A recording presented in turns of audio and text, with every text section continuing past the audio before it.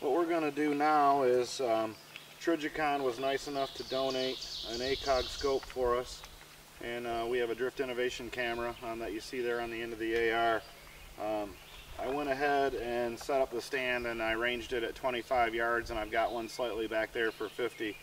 But I wanted to show you this sighting system.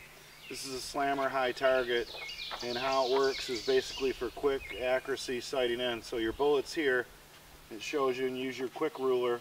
It'll tell you exactly how many clicks per distance, whether it's 25 yards, 50 yards, and 100 yards, to get your rifle on track really fast.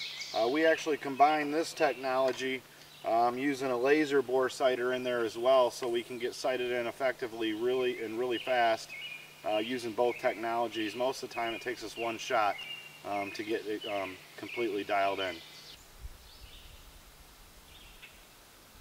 Okay, now what we're going to do is we're just going to range in real quick to ensure that we're at 50 yards.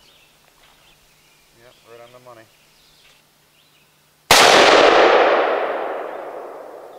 Alright, now let's go take a look.